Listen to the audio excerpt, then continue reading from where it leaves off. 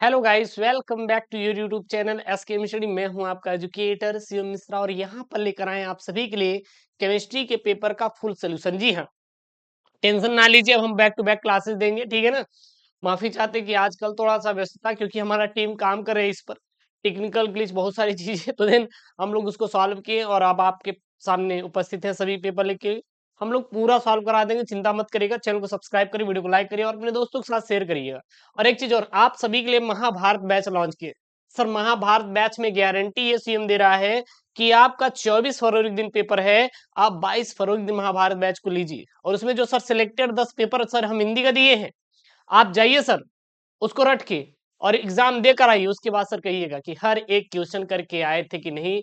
ये sir CM की guarantee है, ठीक है ना। एस के मिश्री सर, हम वो पेपर डिजाइन करते हैं जो सर आपके बोर्ड एग्जाम में आएगा। अच्छा, यूट्यूब पे सर आपके मन में विचार है कि सर यूट्यूब पे दे रहे हैं, बट उसके अंदर थोड़ा आपको पीडीएफ वूडीएफ सब मिल जाएगा, मतलब समझिएगा। यहाँ पे आप वीडियो देख लेंगे, बट सर पढ़ें कैसे, कितना लिखेंगे। वहां पे आपको पीडीएफ मिल जाएगा, वो सिलेक्टेड चीजें मैं आपको दे दूंगा वहां पे, जो कि एकदम कंप्लीट है। बाकी यूट्यूब पे डेली क्लासेस करते रहिए हमारी, बट वहां का सर जी एक अलग ही आपका रहेगा। अगर आपसे हम सर 101 रुपए लिए ना, तो कसम से सॉल्व करा देंगे आपका सारा चीज, टेंशन ना लो। PDF, notes, handwritten notes, one shot video सभी सभी आपको मिलेगा महाभारत बैच के अंदर। कसम से अभी तक ज्वाइन नहीं किए तो जाइए ज्वाइन कर लीजिए सर। 101 रुपए कुछ नहीं है, हम आपके माँ बाप का जो दिया गया 101 रुपए है ना सर, सूल करा देंगे। भाई साहब, आर्ट वालों के लिए, यहाँ तक कि हम लोग आर्ट वालों की भी वहां व्यवस्था कर रहे हैं, मतलब कि बहुत तेजी के साथ काम कर रहे हैं। आप परेशान मत होइए, विद इन 2 डेज में एकदम ब्लास्ट कर देंगे पूरा वहां पे पेपर ही पेपर, टेंशन ना लो, एकदम आग लगा देंगे सर, आग लगा देंगे। तो जय महाभारत बैच ज्वाइन कर, link in the description box. और वहां पे फिजिक्स और केमिस्ट्री का भी शुरू होने वाला है, क्योंकि अभी हम लोग हिंदी और बायोलॉजी और इंग्लिश कंप्लीट करा रहे हैं। जैसे कंप्लीट हो जाएगा तुरंत आपका हम शुरू कर देंगे। मतलब ये है कि भैया 20 जनवरी के पहले सब कुछ खत्म कर दिया जाए टोटल पेपर, ताकि एग्जाम का सर मौका मिले। तो जय महाभारत बैच को ज्वाइन करिए, लाइव हम वहां पे सर पेपर सॉल्व कराते हैं, ठीक है ना। और पीडीएफ भी देते हैं समझाने के साथ साथ। तो सर 70 नंबर का आपका केमिस्ट्री का पूर्णांक रहेगा। 3 घंटे 15 मिनट का सर आपको समय मिलेगा। अच्छा सर, ज्वाइन कैसे होना है महाभारत बैच में? कुछ करना नहीं है, आपको डालना है गूगल प्ले स्टोर पर SKM स्टडी। फिर वहां पर जाइए, आपको दिखाई देगा SKM स्टडी एप्लीकेशन, डाउनलोड करिए, मोबाइल नंबर डालिए, लॉगिन करिए और वहां पर पेमेंट करके ज्वाइन हो जाइए, ठीक। तो 3 घंटे 15 मिनट का समय मिलेगा। सभी प्रश्न करना अनिवार्य है। प्रत्येक प्रश्न के निर्धारित अंक उसके समक्ष दिए गए हैं। गणनात्मक प्रश्नों में गणना के समस्त पद देना है आपको। प्रश्नों के प्रासंगिक उत्तर लिखना है। जहां आवश्यक हो आपको रासायनिक समीकरण भी आपको लिखना है, ठीक। सबसे पहला यहाँ पे है, क्या है, एक प्रश्न है। इस प्रश्न के प्रत्येक खंड में 4 विकल्प दिए गए हैं। सही विकल्प चुनकर उसे अपनी उत्तर पुस्तिका में लिखिए। सबसे पहला है, 180 ग्राम जल में मोलक संख्या सर कितनी होती है? 10 होती है। सर निकालें कैसे? तो जल का मोलर द्रव्यमान का सूत्र लगा दीजिए। यहाँ पे देखेंगे जल का जो मोलर द्रव्यमान का सूत्र अगर देखेंगे तो कितना है सर जी? 18 ग्राम प्रति मोल है। तो 180 ग्राम में मोलक संख्या कितनी हो जाएगी? 180/18 आएगा कितना सर? 10 मोल। अगला यहाँ पे रो, रो जो है सर प्रतिरोधकता है। इसका SI मात्र क्या होता है? ओम इंटू मीटर होता है। क्या होता है? ओम इंटू मीटर होता है। अगला यहाँ पे द्वितीय कोट अभिक्रिया के लिए वेग स्थिरांक की इकाई क्या होती है? Litre mole inverse second inverse होता है। राइट ऑप्शन आपका पहला वाला हो जाएगा। क्या हो जाएगा? Litre mole inverse second inverse होता है। उसके बाद यहाँ पे Cr2C2 का होल थ्राइस के 3 आयन में क्रोमियम की समन्वय संख्या सर कितनी होगी? 6 होती है। कितनी समन्वय संख्या होगी? 6 होगी। बाकी डिटेल मैंने यहाँ से लिखा है, अगर आप समझना चाहते हैं तो लिख सकते हैं कि भैया समन्वय संख्या हम लोग कैसे निकालेंगे। उसके बाद यहाँ पे अगला आपका क्या है, यहाँ पे कि RMgX तथा जल की अभिक्रिया से बनता है, तो क्या बनता है सर जी? RH बनता है। क्या बनता है? RH बनता है। तो यह एक ग्रिग्नार्ड अभिकर्मक है या अभिक्रिया है, जहां RMgX जल के साथ क्रिया करके RH यानी कि हाइड्रोकार्बन आता है। जो ये RH समूह है, ये किसका समूह है सर? ये हाइड्रोकार्बन का समूह होता है। उसके बाद यहाँ पे है आपका सेकेंड डिग्री एमीन है। तो सर इसमें सेकेंड डिग्री एमीन का सबसे सही ऑप्शन क्या हो जाएगा? ये वाला हो जाएगा। जो RN है, ये 2 R बॉन्ड से जुड़ा हुआ है, R समूह से जुड़ा हुआ है। और जो हमारा हाइड्रोजन कितना है? 1 से जुड़ा हुआ है। यानी द्वितीयक एमीन, सेकेंड डिग्री एमीन वह होता है जिसमें नाइट्रोजन परमाणु से 2 R समूह जुड़े होते हैं और एक कितना जुड़ा होता है? एक H समूह जुड़ा होता है। अगला यहाँ पे अगला प्रश्न है, यहाँ पे क्या प्रश्न है सर? मोलरता तथा मोललता में उदाहरण देते हुए विभेद अंतर स्पष्ट कीजिए। कुल मिला के आपके पेपर में अंतर दे या विभेद दे, बहुत प्यार से आपको लिखना है, बहुत ज्यादा परेशान नहीं होना है। पेपर में क्या देगा, मोलरता तथा मोललता में उदाहरण देते हुए विभेद कीजिए, यानी कि अंतर लिखिए। तो सबसे पहले मोललता का हेडिंग डालिए, क्या लिखेंगे इसमें परिभाषा, किसी विलयन की मोलरता प्रति लीटर विलयन में उपस्थित विलेय के मोलों की संख्या के क्या होता है सर, बराबर होता है। क्या होता है, बराबर होता है, ठीक है ना। मोलरता का फॉर्मूला क्या होता है, मोलरता बराबर विलेय के मोल संख्या बटे विलयन का आयतन किसमें सर, लीटर में। उदाहरण के लिए यदि 1 लीटर पानी में 1 मोल NaCl घोले तो उस विलयन की मोलरता कितनी होगी सर, 1 मोल होगी, यानी कि 1 m होगा। उसके बाद अगला यहाँ पे मोलरता यानी कि मोलरिटी, उसकी परिभाषा क्या लिखेंगे, किसी विलयन की मोलरता विलायक के 1 किलोग्राम में उपस्थित विलेय के मोलों की संख्या क्या होता है सर, बराबर होता है। इसका सूत्र क्या होता है, मोललता बराबर विलेय के मोलों की संख्या बटे विलायक का द्रव्यमान किसमें सर जी, किलोग्राम में। किसमें सर, किलोग्राम में। उदाहरण के लिए देखेंगे, यदि 1 किलोग्राम पानी में 1 मोल NaCl घोले तो उस विलयन की मोललता जो होती कितनी होती है, 1 मोल होगी। अगला यहाँ पे प्रश्न है 6 नंबर वाला, क्या फेरिक आयन द्वारा ब्रोमाइड आयन का ब्रोमीन में ऑक्सीकरण संभव है या नहीं।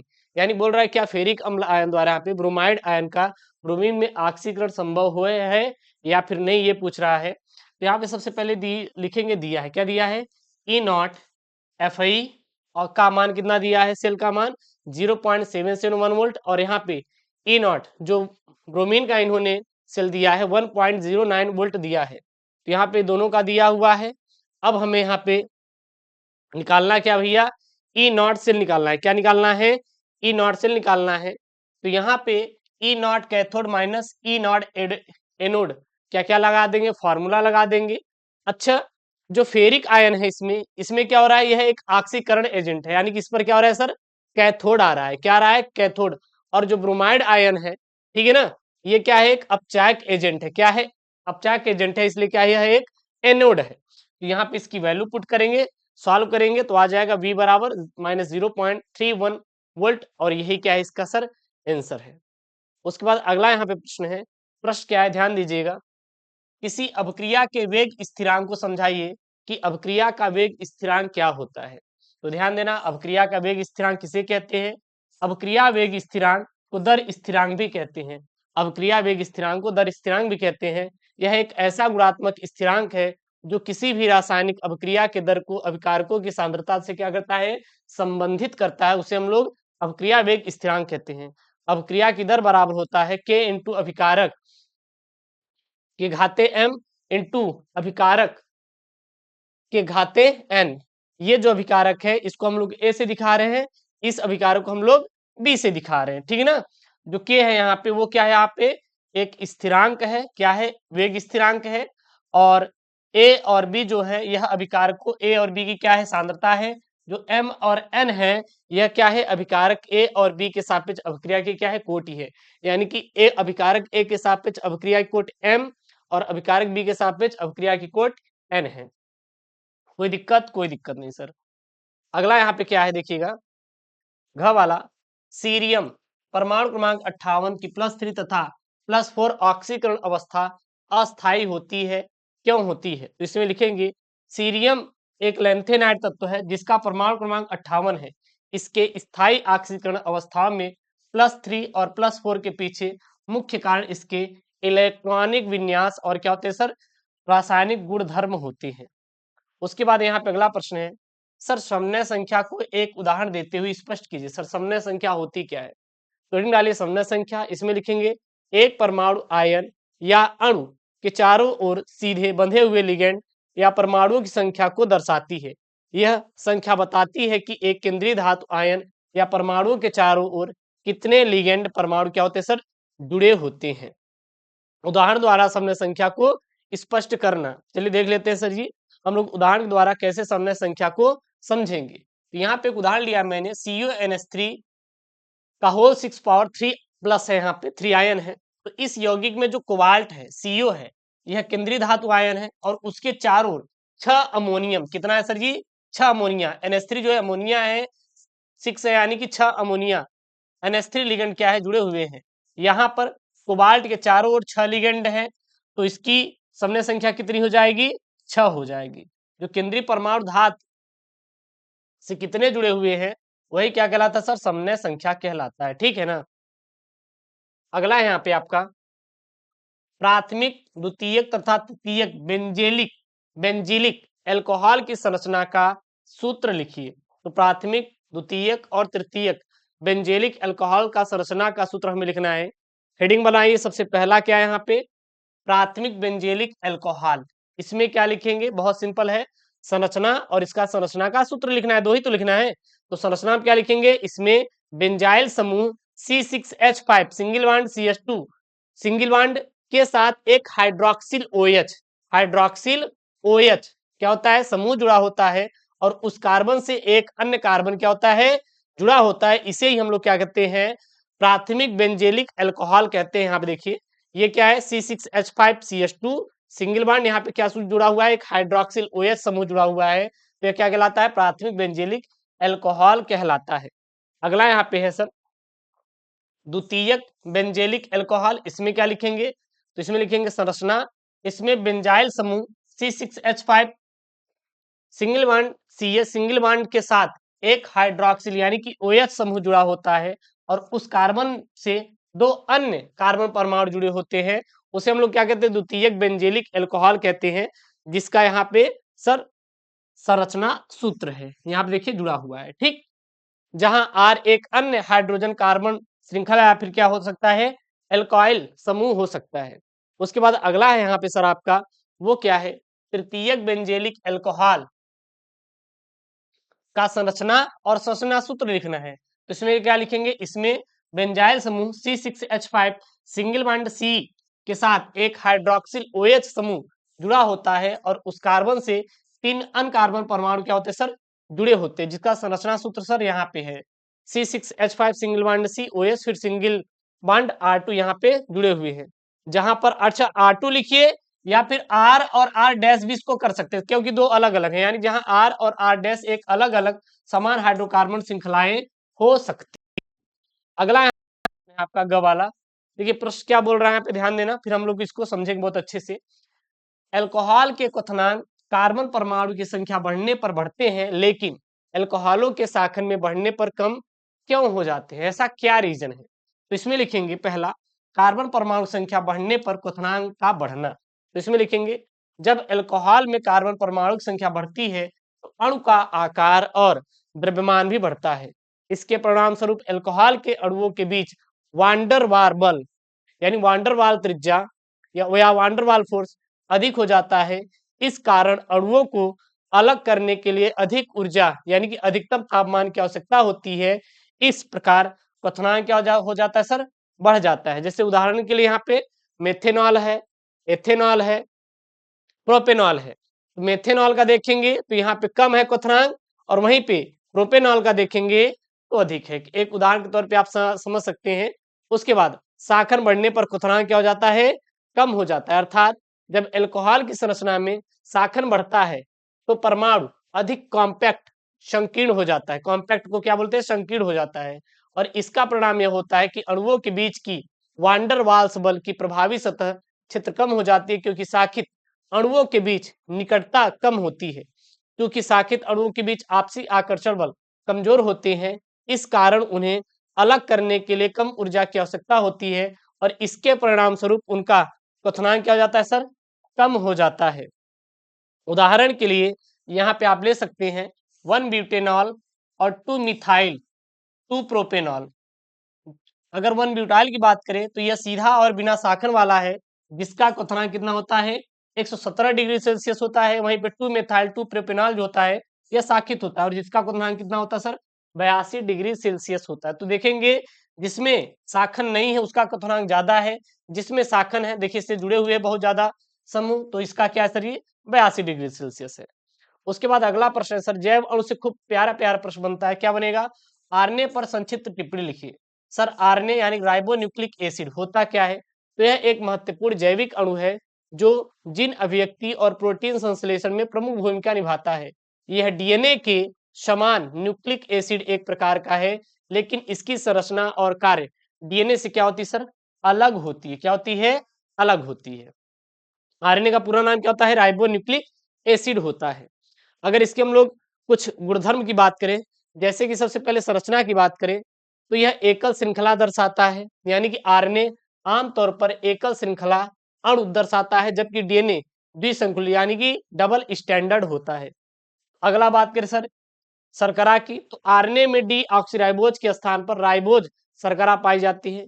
यह नाइट्रोजन क्षारक युक्त होता है, अर्थात आरएनए में 4 नाइट्रोजन युक्त क्षारक पाए जाते हैं, जैसे एडेनिन, यूरेसिल, ग्वानिन और साइटोसिन। और वहीं पे डीएनए में क्या होता है, जहां थाइमिन है, थाइमिन कहां पे थाइमिन है, सॉरी थाइमिन की जगह क्या हो जाता है, यूरेसिल हो जाता है, और कुछ भी नहीं है। ठीक है ना। वही देखिए यहाँ पे है, देखिएगा ये बोल रहा है कि आरएनए में 4 नाइट्रोजन युक्त क्षारक होते हैं। कौन कौन से? एडेनिन, यूरेसिल, ग्वानिन और साइटोसिन। वहीं पर डीएनए के विपरीत आरएनए में थाइमिन की जगह क्या होता है, यूरेसिल होता है। यानी कि ये तो पूरा पूरा आरएनए का है, ये पूरा पूरा किसका है, आरएनए का है। लेकिन यहीं पर जहां पर यूरेसिल है, यहाँ पर जो यूरेसिल है, अगर हम यहाँ पे थाइमिन कर दें तो किसका हो जाएगा, डीएनए का हो जाएगा। किसका हो जाएगा?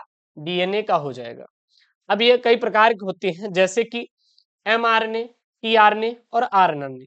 एमआरएनए को बोलते हैं मैसेंजर आरएनए, यानी कि यह डीएनए के जिन के अनुवाद का संदेश लेकर राइबोसोम तक पहुंचता है, जहां प्रोटीन संश्लेषण होता है।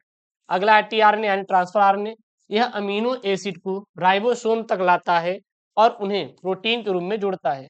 वहीं पर है टीआरएनए यानी राइबोसोमल आरएनए, यह राइबोसोम का मुख्य घटक होता है और प्रोटीन संश्लेषण की प्रक्रिया में क्या करता है सर, भाग लेता है। अब बात करते हैं सर कार्य की, तो यह प्रोटीन संश्लेषण का कार्य करता है, जीन अभिव्यक्ति का कार्य करता है और वायरल जीनोम बनाता है। यानी कि प्रोटीन संश्लेषण आरएनए डीएनए से अनुवादित जानकारी को प्रोटीन में बदलने में मदद करता है। एमआरएनए जीन की जानकारी को राइबोसोम तक पहुंचाता है, जबकि टी अमीनो एसिड की क्या करता है। वहीं जीन अभिव्यक्ति की बात करें तो आरएनए जीन की जानकारी को व्यक्त यानी कि एक्सप्रेस करने में अहम भूमिका निभाता है। फिर बात करें वायरल जीनोम, तो कुछ वायरस जैसे एचआईवी और इन्फ्लुएंजा अपना अनुवांशिक पदार्थ आरएनए के रूप में ही क्या करते हैं सर, रखते हैं। अगला यहाँ पे 4 का प्रश्न है, क्या बोल रहा है, ध्यान देना है। यहाँ पे बोल रहा है कि हेलोएरिन में इलेक्ट्रॉन रागी प्रतिस्थापन अभिक्रिया की क्रियाविधि की उदाहरण की सहायता से समझाइए। इलेक्ट्रॉन रागी प्रतिस्थापन अभिक्रिया की क्रियाविधि हमें उदाहरण से ही समझाना है। कुछ नहीं करना, सबसे पहले हेडिंग डालिए और लिखते हैं। इसमें क्या लिखेंगे, इस अभिक्रिया में एक इलेक्ट्रॉन रागी बेंजीन रिंग पर हाइड्रोजन परमाणु को प्रतिस्थापित करता है और इलेक्ट्रॉन रागी प्रतिस्थापन अभिक्रिया का प्रमुख उदाहरण नाइट्रेशन, सल्फोनेशन, हैलोजन और फ्राइडल क्राफ्ट एल्किलेशन या एसिलेशन होता है। सबसे पहला हेलोएरिन में इलेक्ट्रॉन रागी प्रतिस्थापन अभिक्रिया की विशेषताएं। अब सर जी इसमें क्या क्या विशेषताएं हैं उसको देखते हैं। हेडिंग क्या डालेंगे, हेलोएरिन में इलेक्ट्रॉन रागी प्रतिस्थापन अभिक्रिया की विशेषताएं। तो हेलोएरिन में हैलोजन समूह की उपस्थिति प्रतिस्थापन अभिक्रिया पर प्रभाव डालती है। हैलोजन समूह 2 प्रकार के प्रभाव डालते हैं। पहला आई प्रभाव यानी कि इलेक्ट्रॉन आकर्षक प्रभाव। तो हैलोजन समूह एक इलेक्ट्रॉन आकर्षक समूह होता है और बेंजीन रिंग से इलेक्ट्रॉन खींचता है, जिससे रिंग का इलेक्ट्रॉन घनत्व तो क्या हो जाता है सर, कम हो जाता है। अगला है प्लस आर प्रभाव। प्लस आर प्रभाव को ही अध्यारोपण प्रभाव भी कहते हैं। हैलोजन के पास अकेले इलेक्ट्रॉन जोड़े होते हैं जो बेंजीन रिंग में अध्यारोपित होते हैं और इलेक्ट्रॉन घनत्व को कुछ हद तक क्या करते हैं, बढ़ाते हैं।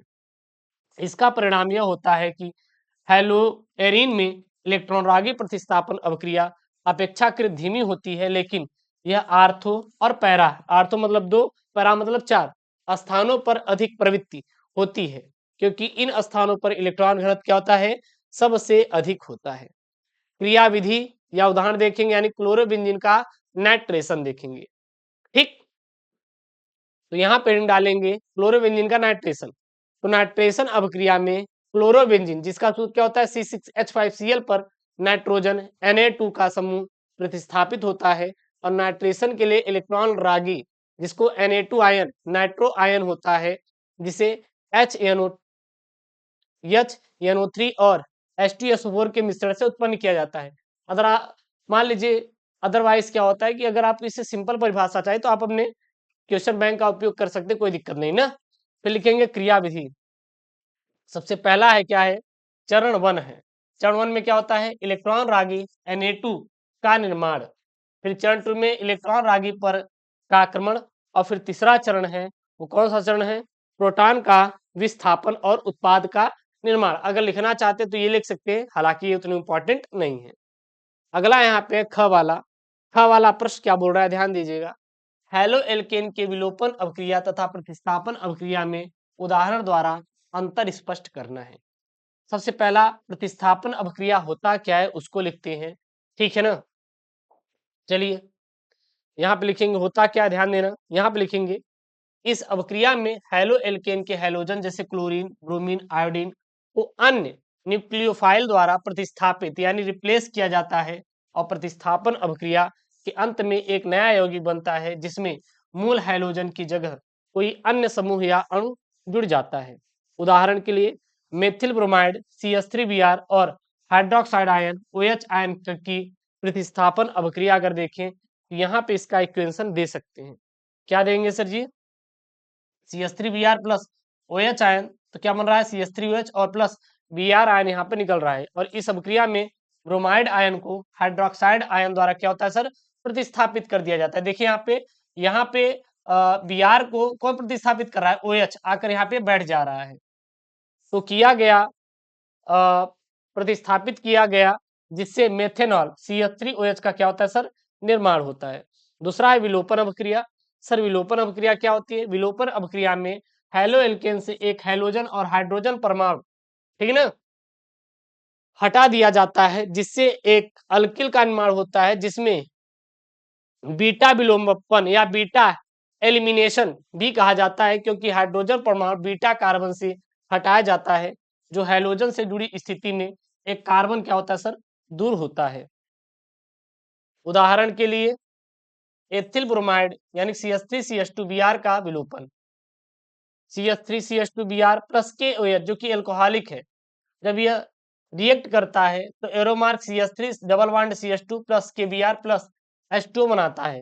अर्थात इस अभिक्रिया में एथिल ब्रोमाइड से ब्रोमीन और बीटा कार्बन से हाइड्रोजन को हटाया जाता है जिससे एथीन क्या है, CH2 डबल बॉन्ड CH2 का क्या होता है सर, निर्माण होता है। अगला यहाँ पे प्रश्न है, प्रश्न क्या है, प्रश्न क्या है यहाँ पे, फिनॉल को निम्नलिखित में से प्राप्त करने की क्रियाविधि का रासायनिक समीकरण लिखिए। जैसे कि फिनॉल को हम लोग निम्नलिखित से प्राप्त करने की क्रियाविधि, मतलब फिनॉल को कैसे प्राप्त करेंगे, किसे, क्लोरोबेंजीन, एनिलीन और बेंजीन से हम लोग फिनॉल कैसे प्राप्त करेंगे। तो सबसे पहले अगर हम देखेंगे कि क्लोरोबेंजीन से फिनॉल कैसे प्राप्त करेंगे, क्लोरोबेंजीन से फिनॉल प्राप्त करने की क्रियाविधि हम डालेंगे, लिखेंगे क्लोरोबेंजीन से फिनॉल प्राप्त करने के लिए इसमें सोडियम हाइड्रोक्साइड यानी NaOH को NaOH के साथ उच्च तापमान और दबाव पर गर्म किया जाता है। मतलब समझिएगा यहाँ पे ये बोल रहा है कि क्लोरोबेंजीन से फिनॉल अगर बनाना है तो हम लोग क्लोरोबेंजीन को सोडियम हाइड्रोक्साइड को उच्च तापमान पर क्या करते हैं सर, गर्म करते हैं, जिससे सोडियम फेनोऑक्साइड बनता है। जिससे क्या बनता है सर, सोडियम फेनोऑक्साइड बन रहा है। और फिर इसे एसिड HCl से क्या करते हैं, निष्क्रिय करते हैं, तो हमें क्या प्राप्त होता है सर, फिनॉल प्राप्त होता है। फिर इसको लेंगे HCl के साथ निष्क्रिय कर देंगे तो हमें क्या प्राप्त होता है, फिनॉल प्राप्त होता है, यानी कि C6H5OH प्राप्त हो जाता है। अगला यहाँ पे आपका क्या, यहाँ पे भैया अगला है आपका एनिलीन से फिनॉल प्राप्त करने की क्रिया। तो एनिलीन से फिनॉल प्राप्त करने के लिए सबसे पहले नाइट्रोजन डाइऑक्साइड यानी कि HNO2 के साथ सेंडमायर अभिक्रिया के द्वारा डायजोनियम लवण में परिवर्तित किया जाता है। फिर डाइएजोनियम लवण को जल H2O के साथ गर्म करके फिनॉल प्राप्त करते हैं। जैसे कि रासायनिक समीकरण देखेंगे, सबसे पहले स्टेप में क्या होता है, सबसे पहले स्टेप में होता है एनिलीन का नाइट्रोजन डाइऑक्साइड के साथ अभिक्रिया कराकर बेंजीन डाइजोनियम क्लोराइड प्राप्त करते हैं। यहाँ पे हम लोग क्या लिए सर जी, एनिलीन लिए, इसका नाइट्रोजन डाइऑक्साइड के साथ सर क्या कराएं, क्रिया कराएं HCl की उपस्थिति में, तो हमें क्या क्या प्राप्त हुआ, बेंजीन डायजोनियम क्लोराइड प्राप्त होता है, बेंजीन डायजोनियम क्लोराइड प्राप्त होता है। फिर हम इसको फिर हम इसको फिर हम इसको जल के साथ क्या करते हैं, गर्म करते हैं। फिर हम बेंजीन डाइओजिनम क्लोराइड को किसके साथ, जल के साथ गर्म करते हैं, तो यहाँ पर हमें सर जी क्या प्राप्त होता है, सर जी फिनॉल प्राप्त होता है। उसके बाद अगला है यहाँ पे बेंजीन से फिनॉल प्राप्त करने की क्रिया। तो बेंजीन से फिनॉल प्राप्त करने के लिए इसे सबसे पहले क्यूमीन प्रक्रिया के माध्यम से किया जाता है। बेंजीन को प्रोपीलीन के साथ अपक्रिया कराकर क्यूमीन प्राप्त किया जाता है। फिर क्यूमीन को ऑक्सीजन के साथ ऑक्सीडाइज कर क्यूमीन हाइड्रो पेरोक्साइड बनाया जाता है। अंत में इसे एसिड के साथ विघटित किया जाता है, जिससे फिनॉल और एसीटोन क्या होता है सर, प्राप्त होता है, जिसका रासायनिक समीकरण यहाँ पे दिया गया है। सबसे पहले क्यूमीन का निर्माण होगा। जब क्यूमीन बना लेंगे तो क्यूमीन का ऑक्सीकरण करके क्यूमीन हाइड्रो पेरोक्साइड बनता है। फिर क्यूमीन हाइड्रो पेरोक्साइड का विघटन कराते हैं तो फिनॉल और क्या प्राप्त होता है, एसीटोन प्राप्त होता है। ये रहा इसका रासायनिक समीकरण। ठीक, एक चीज और, अभी तक आपने महाभारत बैच नहीं किया है ज्वाइन, तो भाई साहब आपके लिए सर रामबाण इलाज है। क्या है सर, महाभारत बैच। तो link in the description box, जाइए और महाभारत बैच को ज्वाइन करिए। मैं तो यही कहूंगा भाई कि सबसे इंपॉर्टेंट एक चीज है सर महाभारत बैच, अगर ले लिए तो सबका एक इलाज है सर जी महाभारत बैच। तो link in the description box, जाइए महाभारत बैच को ज्वाइन करिए, बहुत ही इंपॉर्टेंट है। ठीक, अगला यहाँ पे प्रश्न है सर, है क्या, ध्यान दीजिएगा। अगला यहाँ प्रश्न है, निम्नलिखित अभिक्रिया के रासायनिक समीकरण लिखिए। पहला है रोजेमुंडल अपचयन, दूसरा है स्टीफैन अभिक्रिया, तीसरा है गाटरमान कोख अभिक्रिया, गाटरमान कोख अभिक्रिया। तो सबसे पहला यहाँ पे रोजेमुंडल अपचयन, ये क्या होता है, यह अभिक्रिया एसिल हैलाइड को हाइड्रोजनीकरण द्वारा एल्डिहाइड में परिवर्तित करने के लिए उपयोग किया जाता है। इस अभिक्रिया में पैलेडियम पर बेरियम सल्फेट का प्रयोग उत्प्रेरक के रूप में क्या होता है सर, किया जाता है, जिसका रासायनिक समीकरण यहाँ पे दिया गया है।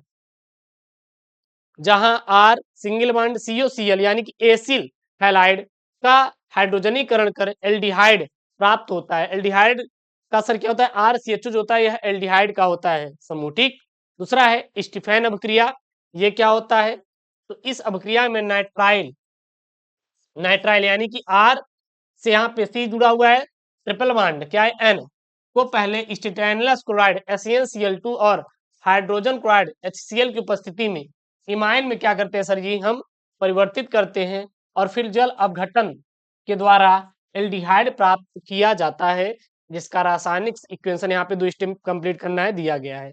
यह नाइट्राइल का स्टेनलेस क्लोराइड और हाइड्रोक्लोरिक अम्ल के साथ अपचयन कराते हैं, फिर इमाइन का जल अपघटन करा देते हैं, तो हमें यहाँ पे प्राप्त हो जाता है। ठीक, तीसरा यहाँ पे आपका गाटरमान कोख अभिक्रिया, बहुत इंपॉर्टेंट अभिक्रियाएं हैं। अगर इससे सिंपल कोई परिभाषा दिख रही तो उसको आप तैयार कर लीजिएगा।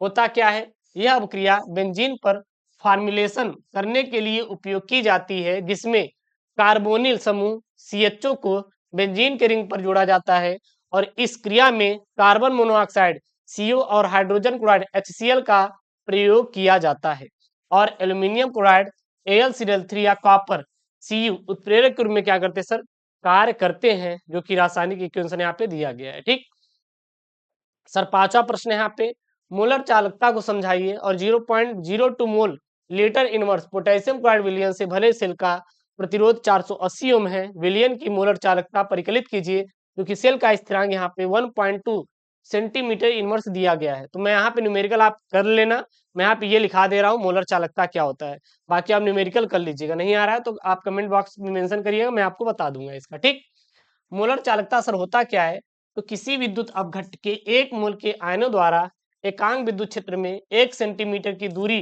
तय करने में उत्पन्न विद्युत चालकता को कहते हैं और इसे लैम्डा m से प्रदर्शित किया जाता है। मोलर चालकता का सूत्र क्या होता है, तो मोलर चालकता लैम्डा m बराबर K इंटू V होता है, जहां लैम्डा m मोलर चालकता है।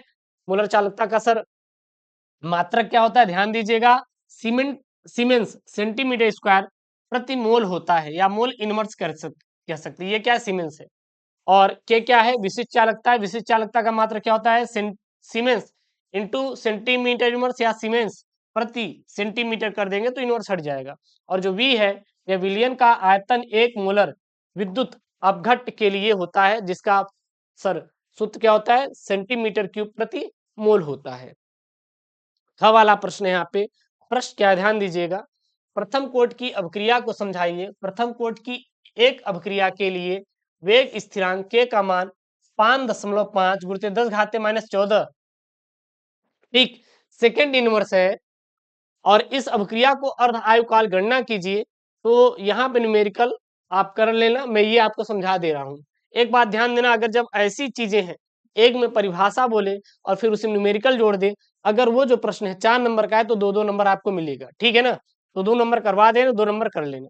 फ्रेंड डालिए, प्रथम कोट की अभिक्रिया होती क्या है, तो वह अभिक्रिया होती है, प्रथम कोट की अभिक्रिया वह अभिक्रिया होती है जिसमें अभिक्रिया की दर केवल एक अभिकारक की सांद्रता के समानुपाती होती है, अर्थात अभिकारक की सांद्रता 2 गुनी करने पर अभिक्रिया की दर भी क्या हो जाती है सर, 2 गुनी हो जाती है।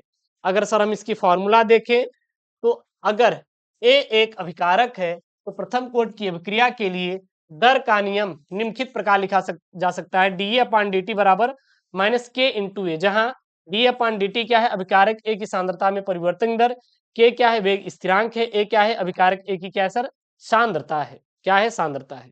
अगला यहाँ पे ग वाला प्रश्न क्या बोल रहा है, लेंथेनाइड आकुंचन की स्पष्ट रूप से व्याख्या कीजिए तथा कारण बताइए कि संक्रमण तत्वों में के अनेक यौगिक रंगीन क्यों होते हैं, ऐसा क्या कारण है। तो रिंग डालेंगे लेंथेनाइड आकुंचन की व्याख्या। इसमें लिखेंगे लेंथेनाइड आकुंचन एक रासायनिक प्रवृत्ति है जिसमें लेंथेनाइड तत्व यानी कि आयनोइक रेडियस की परिमाण में अनुक्रमिक कमी होती है और यह आकुंचन लेंथेनाइड श्रृंखला के तत्वों में देखा जाता है, जहां कहां से कहां तक होता है, 57 से 71 तक। लेंथेनाइड आकुंचन के क्या क्या कारण है, तो सबसे पहला जो कारण है वो है अधिकारिक अधिकारिक इलेक्ट्रॉनिक संरचना, यानी लेंथेनाइड तत्वों की इलेक्ट्रॉनिक संरचना में 4f ऑर्बिटल में इलेक्ट्रॉन की भरपाई होती है। जैसे जैसे आप लेंथेनाइड श्रृंखला में आगे बढ़ते हैं, 4f ऑर्बिटल में इलेक्ट्रॉन भरने के कारण नाभिक में सकारात्मक चार्ज भी बढ़ता है। दूसरा है अत्यधिक सकारात्मक नाभिकीय चार्ज। इसमें क्या लिखेंगे, इसमें आप लिखेंगे लेंथेनाइड तत्व में नाभिकीय चार्ज लगातार बढ़ता है जैसे जेड बढ़ता है, लेकिन 4f ऑर्बिटल के इलेक्ट्रॉनों का प्रभावी शिल्डिंग कम होता है। परिणाम स्वरूप नाभिक का सकारात्मक चार्ज अधिक प्रभावी होता है और इससे बाहरी इलेक्ट्रॉन पर अधिक खिंचाव पड़ता है, जिससे परमाणु और आयोनिक रेडियस में क्या होती है सर, कमी आती है। उसके बाद अगला है यहाँ पे संगमण तत्वों का यौगिकों का रंगीन होता।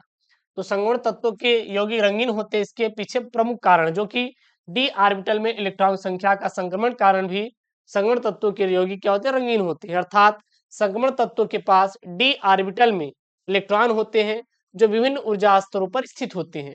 जब ये इलेक्ट्रॉन उच्च ऊर्जा स्तर से निम्न ऊर्जा स्तर पर संक्रमण करते हैं तो वे विशिष्ट वेवलेंथ की विद्युत चुंबकीय विकिरण को अवशोषित करते हैं और इस अवशोषण के बाद परिणामी रंग होता है जो अवशोषित नहीं हुआ होता है और परीक्षण के दौरान हमें दिखाई देता है। अगला है लिगेंडो के प्रभाव से क्रिस्टल क्षेत्र प्रभाव।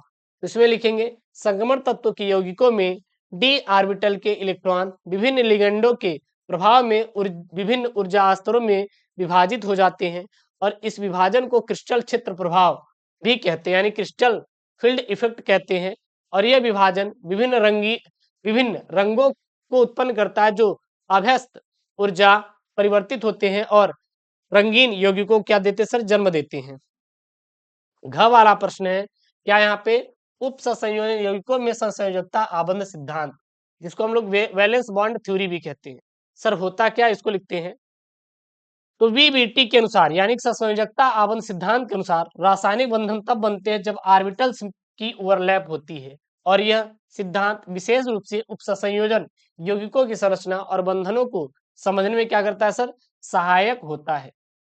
वीबीटी का आधारभूत सिद्धांत क्या है, सबसे पहला जो सिद्धांत है ऑर्बिटल ओवरलैप, यानी वीबीटी के अनुसार एक रासायनिक बंधन तब बनता है जब दो परमाणु ऑर्बिटल जैसे sp_d ऑर्बिटल आपस में ओवरलैप करते हैं और इस ओवरलैप से उत्पन्न हुए बंधन को संज्ञात्मक बंधन यानी कि कोवैलेंट बॉन्ड कहा जाता है। दूसरा है पारस्परिकता और दिशात्मकता, यानी बंधन केवल तब बनता है जब ऑर्बिटल्स की ओवरलैप पारस्परिक होती है और एक निर्धारित दिशा में होती है। इस प्रकार वीबीटी बताता है कि बंधन की ताकत और दिशा ऑर्बिटल्स की प्रकृति और उसकी ओवरलैपिंग पर क्या करती है सर, निर्भर करती है। तीसरा जो है वो है क्या है सर, संयोजकता आबंध सिद्धांत। इसमें क्या होता है, उपसंहरणीय यौगिकों में केंद्रीय परमाणु जैसे आयरन, कोबाल्ट, निकिल और लिगेंड जैसे क्लोरीन, अमोनिया, जल के बीच बंधन को समझने के लिए वीबीटी का उपयोग किया जाता है। लिगेंड के पास डोनेटिंग इलेक्ट्रॉन युग्म होते हैं जो केंद्रीय परमाणु की खाली डी ऑर्बिटल्स के बीच के साथ ओवरलैप करके बंधन बनाते हैं। चौथा है लिगेंड ऑर्बिटल इंटरेक्शन। तो वीबीटी में लिगेंड के इलेक्ट्रॉन युग्म केंद्रीय परमाणु के खाली या आंशिक रूप से भरे डी ऑर्बिटल्स के साथ ओवरलैप करते हैं और इस प्रक्रिया को संबंधी बंधन भी हम लोग कहते हैं। छठा प्रश्न है यहाँ पे, क्या प्रश्न है ध्यान देना। यहाँ पे ये प्रश्न बोल रहा है कि सर राउल्ट के नियम की परिभाषा लिखिए और इस नियम के आधार पर विलेय के मोलर द्रव्यमान को परिकलित करके करने का व्यंजक यानी सूत्र भी आपको लिखना है। चलिए सर हेडिंग डालिए राउल्ट का नियम। तो विलयनों के वाष्प पदार्थ से संबंधित एक महत्वपूर्ण नियम है क्या, राउल्ट का नियम। यह नियम कहता है कि किसी आदर्श विलयन में किसी घटक का आंशिक वाष्प पदार्थ उस घटक के शुद्ध अवस्था में वाष्प पदार्थ तथा उसके मूल अंश के क्या होता है, गुणनफल के बराबर होता है। इसका फॉर्मूला लिखेंगे, यदि एक आदर्श विलयन में दो घटक ए और बी हैं तो राउल्ट के नियम को निम्नलिखित प्रकार से व्यक्त किया जा सकता है। कैसे सर जी, घटक ए के लिए अगर देखेंगे तो पी ए बराबर P naught A into X A और घटक बी के लिए पी बी बराबर P naught B into X B. अर्थात जो पी है वो घटक ए का आंशिक वाष्प दाब है और जो P B not P A not है घटक ए का शुद्ध अवस्था में वाष्प दाब है। एक्स ए जो है घटक ए का मूल अंश है, पीबी घटक बी का आंशिक वाष्प दाब है, पीबी नॉट घटक बी का शुद्ध अवस्था में वाष्प दाब है और एक्स बी क्या घटक बी का मूल अंश है। अथवा में वो नहीं आ रहा तो आप ये न्यूमेरिकल कर सकते हैं, कोई दिक्कत नहीं है, तो आप खुद सॉल्व कर लेना, ठीक है। उसके बाद यहाँ पे ख वाला जो प्रश्न है वो देखिएगा क्या है। लेकिन एक बात ध्यान देना, केमिस्ट्री का मतलब ही होता है सर जी कि आपको सारी चीजें आते रहना। तो केमिस्ट्री भैया एक टफ सब्जेक्ट है, तो थोड़ा सा आपको सर मेहनत करना पड़ेगा हमारे साथ ना। लेकिन आप चिंता फ्री रहिएगा, मैं पूरा बोर्ड में फंसा दूंगा एक एक प्रश्न, बिल्कुल आप टेंशन मत लीजिएगा। और जाइए महाभारत बैच ज्वाइन कर लीजिए, गूगल प्ले स्टोर से एसके मिशन एप्लीकेशन डाउनलोड करिए और महाभारत बैच ज्वाइन कर भैया, बहुत तगड़ा वाला है। एल्डिहाइड के विरेचन की 5 विधियों के निम्नलिखित विधियों की अभिक्रिया का रासायनिक समीकरण दीजिए। मतलब ये लिख रहा है कि एल्डिहाइड के विरेचन की 5 विधियां कौन कौन सी हैं और अभिक्रियाओं का रासायनिक समीकरण भी हमें लिखना है। तो लिखेंगे उत्तर में, एल्डिहाइड कार्बनिक यौगिक होते हैं। जो एल्डिहाइड होते हैं क्या होते हैं सर, एक कार्बनिक यौगिक होते हैं जिसमें कार्बोनिल समूह क्या होता है, CHO जुड़ा होता है। जिसमें कार्बोनिल समूह क्या हो, CHO जुड़ा रहता है और इसका विरेचन विभिन्न विधियों से किया जाता है। आइए हम लोग कुछ विधियों के यहाँ पे समझते हैं। सबसे पहला यहाँ पे है आपका 5 विधियां हैं, एक एक करके पढ़ना है। प्राथमिक एल्कोहल का ऑक्सीकरण, तो प्राथमिक अल्कोहल को ऑक्सीकृत करके एल्डिहाइड बनाया जा सकता है और इस अभिक्रिया में हाइड्रोजन परमाणु हटाकर कार्बोनिल समूह बनता है, जिसका ये रहा भैया आपका क्या, एक रिएक्शन, ठीक। दूसरा है क्या है, एल्कीनो का ओजोनिक अपघटन, यानी कि एल्कीनो को ओजोन O3 के साथ अभिक्रिया कराकर ओजोनाइड बनाया जाता है और इस ओजोनाइड को जल के साथ क्रिया कराकर एल्डिहाइड बनाया जा सकता है, जो कि अभिक्रिया यहाँ पे मैंने पूरा पूरा लिख दिया है, आप इसको तैयार कर लीजिएगा। तीसरा है एसिल क्लोराइड का जल अपघटन, तो एसिल क्लोराइड को जल के साथ अभिक्रिया कराकर एल्डिहाइड बनाया जा सकता है। ये आपका क्या सर, एसिल क्लोराइड है, जल के साथ क्रिया कराते हैं, यहाँ पे एल्डिहाइड बन रहा है। एल्डिहाइड समूह कैसे सर, यहाँ पे CH2 जुड़ा हुआ है ना, एल्डिहाइड समूह है। चौथा है नाइट्राइल का आंशिक जल अपघटन। जब हम लोग नाइट्राइल का आंशिक जल अपघटन कराते हैं, जब हम नाइट्राइल का आंशिक जल अपघटन कराते हैं तो यहाँ पे हमारा प्राप्त होता है एल्डिहाइड। तो नाइट्राइल को तनु अम्ल या क्षार के साथ आंशिक रूप से जल अपघटित करके एसिड बनाया जाता है और इस एमिड बनाया जाता है और इस एमिड को पुनः जल अपघटित करके एल्डिहाइड बनाया जाता है। ठीक। पांचवा है ग्रिग्यांग अभिकर्मक और फॉर्मेल्डिहाइड की अभिक्रिया। तो सर ग्रिग्यांग अभिकर्मक को फॉर्मेल्डिहाइड के साथ अभिक्रिया कराकर प्राथमिक अल्कोहल बनाया जाता है और इस प्राथमिक अल्कोहल को ऑक्सीकृत करके एल्डिहाइड बनाया जा सकता है, जो कि रासायनिक क्वेश्चन यहाँ पे दिया गया है। अथवा में वो नहीं आ रहा तो आप ये प्रश्न कर सकते हैं, एल्डिहाइड तथा कीटोन में नाभिक रागियोजिक अपक्रिया की क्रियाविधि एक उदाहरण द्वारा समझाइए और एल्डोल संघनन तथा क्रॉस एल्डोल संघनन की क्रियाविधि का रासायनिक समीकरण भी आपको लिखना है। यहाँ पे 7वां नंबर वाला प्रश्न है, क्या बोल रहे हैं आप? 7वां नंबर वाला प्रश्न क है एरिल एमीन की अनुनादी संरचना लिखिए और एरिल एमीन क्षारकीय गुणों को क्यों प्रदर्शित करते हैं? नाइट्रो तथा नाइट्राइल यौगिकों से एमीन के विरचन की अभिक्रिया का रासायनिक समीकरण लिखिए। अथवा में आप लिख सकते हैं निम्नलिखित का रासायनिक समीकरण लिखना है। किसका? ग्रेबियल थैलेमाइड संश्लेषण, हाफमैन ब्रोमाइड अभिक्रिया, कार्बिल एमीन अभिक्रिया, बेंजील डाई एजोनियम क्लोराइड की फिनॉल तथा एनिलीन के साथ युग्मन। तो हम लोग ये वाला सॉल्व कर रहे हैं अथवा वाला, इसको आप खुद से किताब खोल के सॉल्व कर लेना। तो सबसे पहला यहाँ पे ग्रेबियल थैलेमाइड संश्लेषण अभिक्रिया। तो यह अभिक्रिया प्राथमिक एमिल बनाने की एक महत्वपूर्ण विधि है। इसमें 2-3 चरण होते हैं। पहला चरण होता है थैलेमाइड का पोटेशियम लवण बनाना, यानी थैलेमाइड को एथेनॉइलिक पोटेशियम हाइड्रोक्साइड के साथ अभिक्रिया कराकर पोटेशियम थैलामाइड बनाया जाता है। ठीक। जब हमें पोटेशियम थैलामाइड यहाँ पे प्राप्त हो जाता है, जब हमें पोटेशियम थैलामाइड प्राप्त हो जाता है तो फिर इसी का एल्किल हैलाइड के साथ अभिक्रिया करा के एन एल्किल थैलेमाइड हम लोग क्या करते हैं? बनाते हैं। फिर हम लोग देखिए जो हमारा यहाँ पे प्राप्त हुआ है पोटेशियम थैलेमाइड, इसको हम लोग एल्किल हैलाइड के साथ अभिक्रिया कराते हैं तो हमें क्या प्राप्त होता है? एन एल्किल थैलेमाइड बनता है और फिर इसी का हम लोग जल अपघटन करा देते हैं तो हमें क्या प्राप्त हो जाता है सर? प्राथमिक एमीन प्राप्त हो जाता है। ये रहा रिएक्शन इसका। दूसरा है हाफमैन ब्रोमाइड अभिक्रिया। तो यह अभिक्रिया एमाइड को एक कार्बन परमाणु कम वाले एमीन में परिवर्तित करने के लिए उपयोग की जाती है। इसका ये रहा रासायनिक समीकरण, याद कर लीजिए। दूसरा यहाँ पे तीसरा यहाँ पे क्या है? कार्बिल एमीन अभिक्रिया। तो यह परीक्षण प्राथमिक एमीन की पहचान के लिए किया जाता है और प्राथमिक एमीन क्लोरोफॉर्म और एल्कोहलिक पोटेशियम हाइड्रोक्साइड के साथ गर्म करके दुर्गंध युक्त आइसोसाइनाइड बनाता है। ये रहा इसका क्या सर जी? रिएक्शन। उसके बाद यहाँ पे चौथा है वो क्या सर जी? बेंजीन डाई एजोनियम क्लोराइड का युग्मन विधि। तो इसमें लिखेंगे क्या? लिखेंगे बेंजीन डाई एजोनियम क्लोराइड विभिन्न यौगिकों के साथ युग्मन अभिक्रिया करके रंगीन यौगिक बनाता है। सबसे पहले फिनॉल के साथ युग्मन और दूसरा है एनिलीन के साथ युग्मन। तो ये फिनॉल के साथ युग्मन करके क्या पीले रंग का यौगिक बनाता है और एनिलीन के साथ यह युग्मन करके जुड़कर नारंगी यौगिक बनाता है। और अगला यहाँ पे प्रश्न है लास्ट वाला, जैव अणु से बना हुआ प्रश्न है। क्या है यहाँ पे? न्यूक्लिक अम्ल की संरचना अथवा इसके जैविक कार्य लिखिए अथवा निम्नलिखित पर संक्षिप्त टिप्पणी कीजिए, मतलब विटामिन और हार्मोन्स। तो हम लोग विटामिन और हार्मोन्स के बारे में देखते हैं। सबसे पहले डालेंगे विटामिन होते क्या है?